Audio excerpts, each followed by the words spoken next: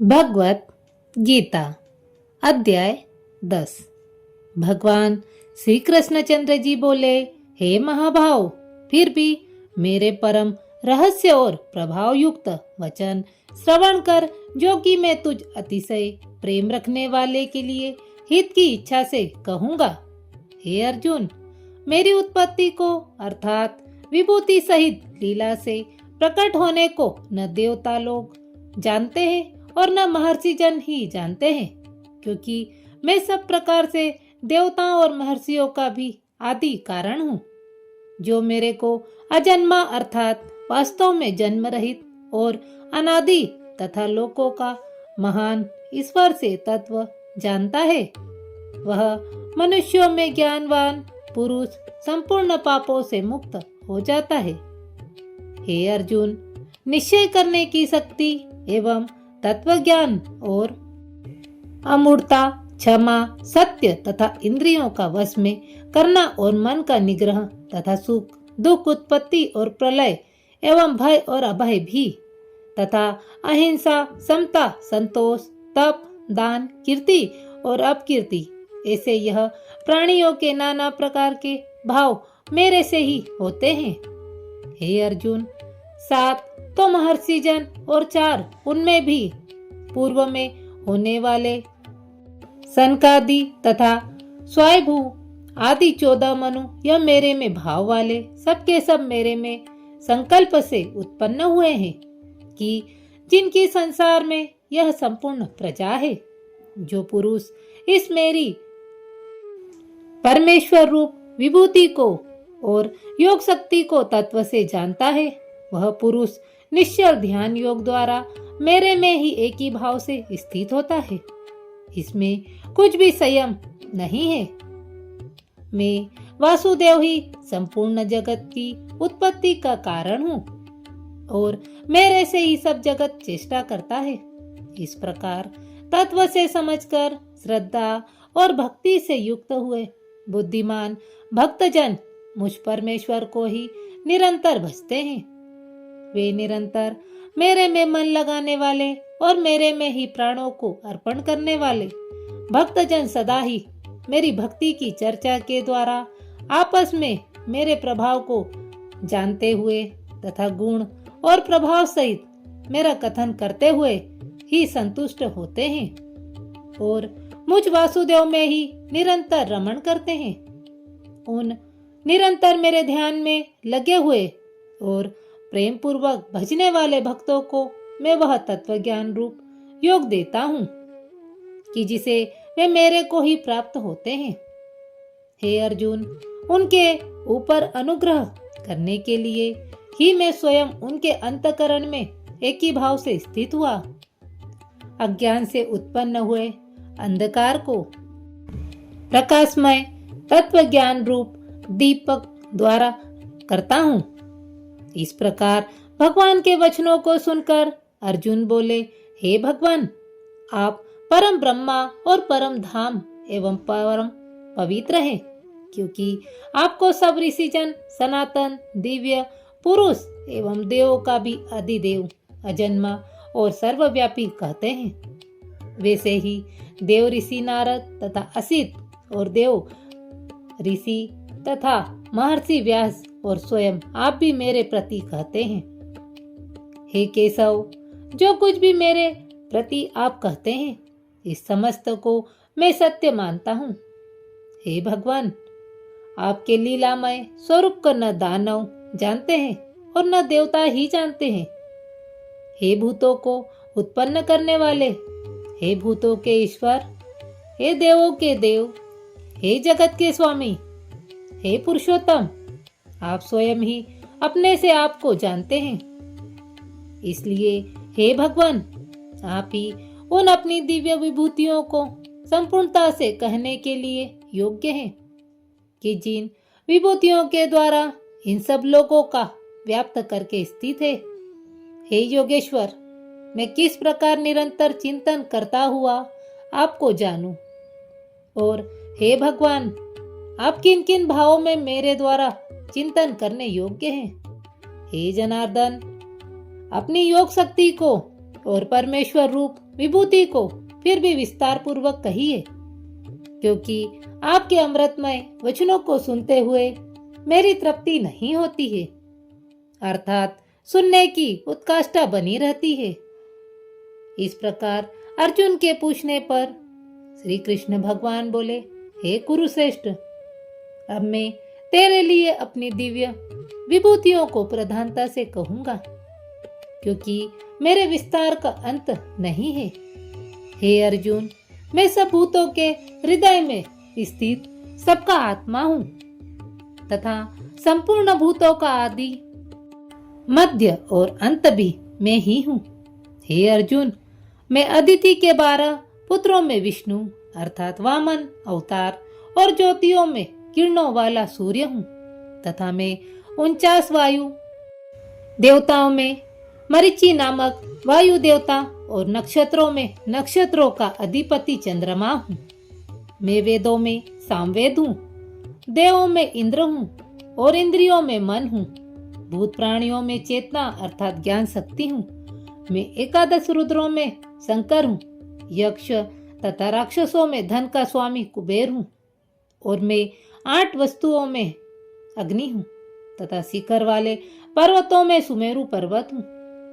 पुरोहितों में मुख्य अर्थात देवताओं को पुरोहित बृहस्पति मेरे को जान तथा हे पार्थ, मैं सेनापतियों में स्वामी कार्तिक और जलाशयों में समुद्र हूँ। हे अर्जुन, मैं महर्षियों में भृंगु और वचनों में एक अक्षर अर्थात ओंकार हूँ तथा सब प्रकार के यज्ञों में जप यज्ञ और स्थिर रहने वालों में हिमालय पहाड़ हूँ। सब वृक्षों में पीपल का वृक्ष और देव ऋषियों में नारद मुनि तथा गंधर्वों में चित्ररथ और सिद्धों में कपिल मुनि हूँ। हे अर्जुन, तू घोड़ों में अमृत से उत्पन्न होने वाला उच्चश्रवा नामक घोड़ा और हाथियों में ऐरावत नामक हाथी तथा मनुष्यों में राजा मेरे को ही जान।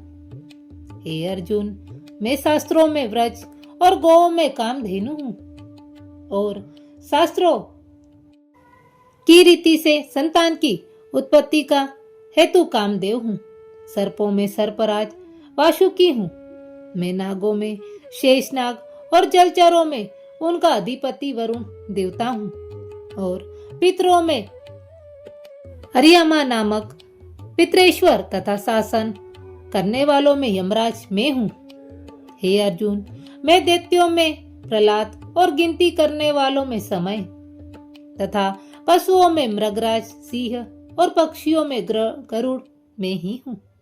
मैं पवित्र करने वालों में वायु, शस्त्रधारियों में राम हूँ तथा मछलियों में मगरमच्छ हूँ और नदियों में श्री भागीरथी गड़ा हूँ। हे अर्जुन, सृष्टियों का आदि अंत और मध्य भी मैं ही हूँ तथा मैं विद्याओं में अध्यात्म विद्या अर्थात ब्रह्म विद्या एवं परस्पर में विद्वान करने वालों में तत्व निर्णय के लिए किया जाने वाला वाद हूँ। मैं अक्षरों में आकार और समासों में द्वंद्व नामक समास हूँ तथा अक्षय काल अर्थात काल का भी महाकाल और विराट स्वरूप सबका धारण पोषण करने वाला भी मैं ही हूँ। हे अर्जुन, मैं सबका नाश करने वाला, मृत्यु और आगे होने वाले की उत्पत्ति का कारण मैं हूँ तथा स्त्रियों में कीर्ति, श्रीवाक, स्मृति, मेधा, धृति और क्षमा हूँ तथा मैं गायन करने योग्य श्रुतियों में और छंदों में गायत्री छंद तथा महीनों में मांगशीर का महीना और ऋतुओं में वसंत ऋतु में हूँ। हे अर्जुन, मैं छल करने वालों में जुआ और प्रभावशाली पुरुषों का प्रभाव हूँ तथा मैं जीतने वालों की विजय हूँ और निश्चय करने वालों का निश्चय एवं सात्विक पुरुषों का सात्विक भाव हूँ। ऋषि वंशियों में वासुदेव अर्थात मैं स्वयं तुम्हारा सखा और पांडवों में धनंजय अर्थात तू एवं मुनियों में वेद व्यास और कवियों में शुक्राचार्य कवि भी मैं ही हूँ और दमन करने वालों का दंड अर्थात दमन करने की शक्ति हूँ। जीतने की इच्छा वालों की नीति हूँ और गोपनीयों में अर्थात गुप्त रखने योग्य भावों में मौन हूँ तथा ज्ञानवानों का तत्व ज्ञान में ही हूँ। और हे अर्जुन, जो सब भूतों की उत्पत्ति का कारण है वह भी मैं ही हूँ, क्योंकि ऐसा वह चर और अचर कोई भी भूत नहीं है जो मेरे से रहित होवे। इसलिए सब कुछ मेरा ही स्वरूप है। हे परंतप, मेरी दिव्य विभूतियों का अंत नहीं है। यह तो मैंने अपनी विभूतियों का विस्तार तेरे लिए एक देश से अर्थात संक्षेप से कहा है। इसलिए हे अर्जुन, जो भी विभूति युक्त अर्थात ऐश्वर्य युक्त एवं कांति युक्त और शक्ति युक्त वस्तु है, उसको तू मेरे तेज के अंश से ही उत्पन्न हुई जान। अथवा हे अर्जुन, इस बहुत से तेरा क्या प्रयोजन है? मैं इस संपूर्ण जगत को अपनी योग माया के एक अंश मात्र से धारण करके स्थित हूँ, इसलिए मेरे को ही तत्व से जानना चाहिए। अध्याय 10 का महत्व। भगवान शिव कहते हैं, सुंदरी, अब तुम 10वें अध्याय के महत्व की परम पावन कथा सुनो, जो स्वर्ग रूपी दुर्ग में जाने के लिए सुंदर सोपान और प्रभाव की चरम सीमा है। काशीपुरी में धीर बुद्धि नाम से विख्यात एक ब्राह्मण था, जो मुझ में प्रिय नंदी के समान भक्ति रखता था। वह पावन कीर्ति के अर्जन में तत्पर रहने वाला, शांतिचित और हिंसा, कठोरता एवं दुस्साहस से दूर रहने वाला था। जितेंद्रिय होने के कारण वह निवृत्ति मार्ग में ही स्थित रहता था। उसने वेद रूपी समुद्र का पार पा लिया था। वह संपूर्ण शास्त्रों के तात्पर्य का ज्ञाता था। उसका चित्त सदा मेरे ध्यान में मग्न रहता था। वह मन को अंतरात्मा में लगाकर सदा आत्म तत्व का साक्षात्कार किया करता था। अतः जब वह चलने लगता, तब मैं प्रेमवश उसके पीछे दौड़ दौड़कर उसे हाथ का सहारा देता रहता था। यह देख मेरे पार्षद ने पूछा, भगवान, इस प्रकार भला किसने आपका दर्शन किया होगा? इस महात्मा ने कौन सा तप, होम अथवा जप किया है कि स्वयं आप ही पद पद पर इसे हाथ का सहारा देते चलते हैं? यह प्रश्न सुनकर मैंने इस प्रकार उत्तर देना आरंभ किया।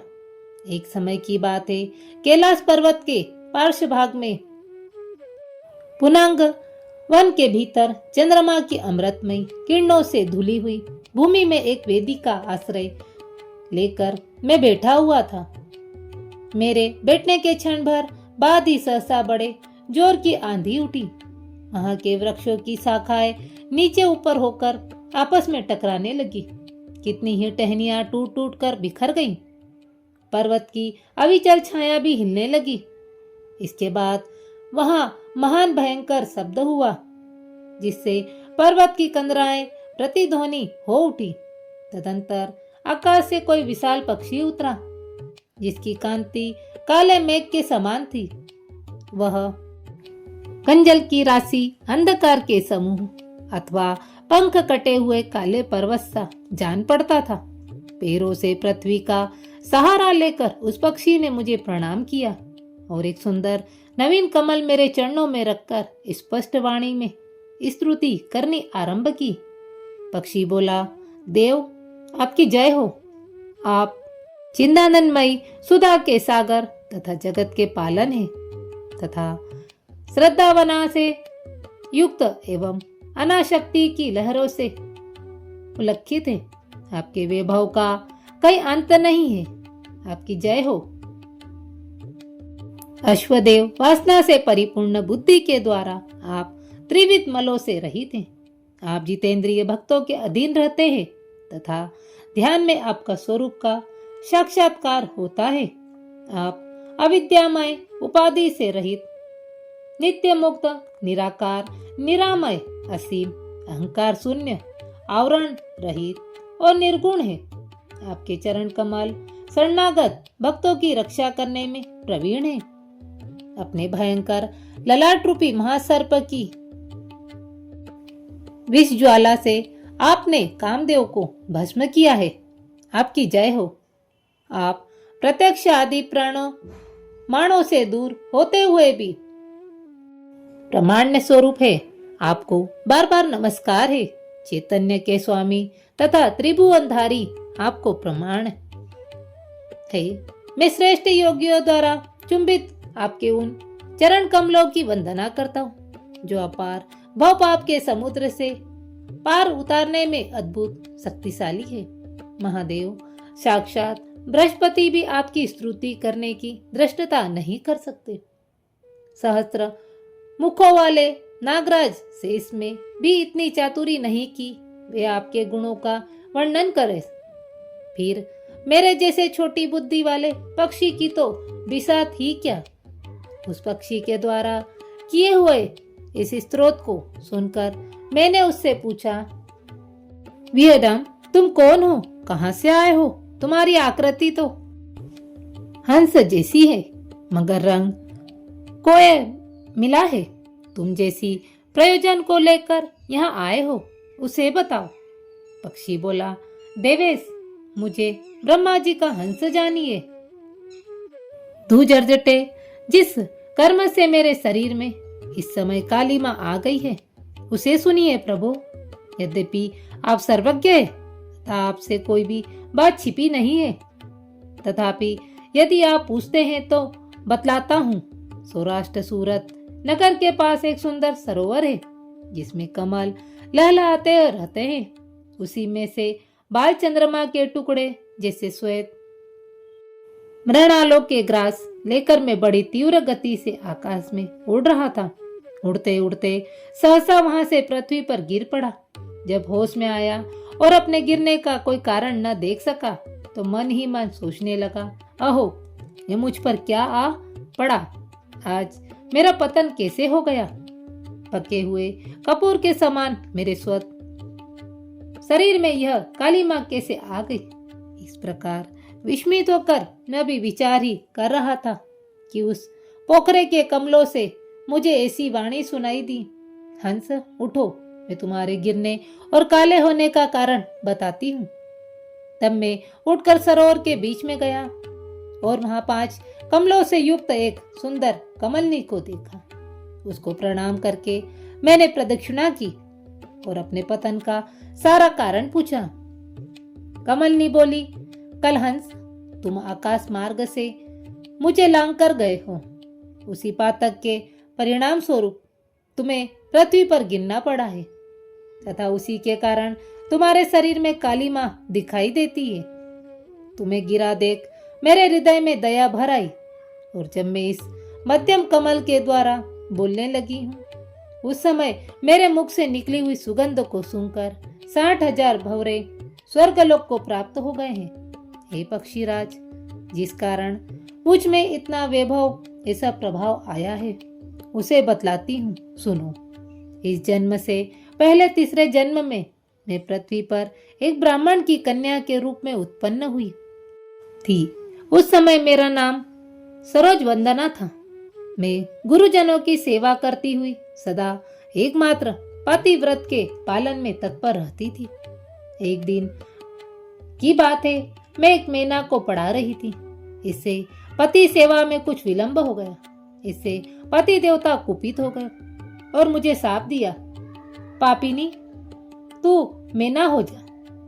मरने के बाद यद्यपि मैं मैना ही हुई तथापि पतिव्रत के प्रसाद से मुनियों के ही घर में मुझे आश्रय मिला।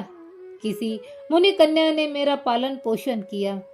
मैं जिसके घर में थी वे ब्राह्मण प्रतिदिन प्रातःकाल विभूति योग नाम से प्रसिद्ध गीता जी के 10वें अध्याय का पाठ करते थे। मैं उस पापहारी अध्याय को सुना करती थी। विहडम काल आने पर मैं मैना का शरीर छोड़कर 10वें अध्याय के महात्म्य से स्वर्गलोक में अप्सरा हुई। मेरा नाम पद्मावती हुआ। मैं पद्मा की प्यारी सखी हो गई। एक दिन मैं विमान से आकाश में विचर रही थी। उस समय सुंदर कमलों से सुशोभित इस रमणीय सरोवर पर मेरी दृष्टि पड़ी। इसमें उतरकर जो ही मैंने जल क्रीड़ा आरंभ की त्यों ही दुर्वासा मुनि आ थमके। उन्होंने वस्त्रहीन अवस्था में मुझे देख लिया उनके भय से मैंने स्वयं ही एक कमलनी का रूप धारण कर लिया। मेरे दोनों पैर तो कमल हुए, दोनों हाथ भी दो कमल हो गए और शेष अंगों के साथ मेरा मुख भी एक कमल हुआ। इस प्रकार मैं 5 कमलों से युक्त हुई। मुनिवर दुर्वासा ने मुझे देखा। उनके नेत्र क्रोध अग्नि से जल रहे थे। वे बोले, पापिनी, तू इसी रूप में 100 वर्षों तक पड़ी रह।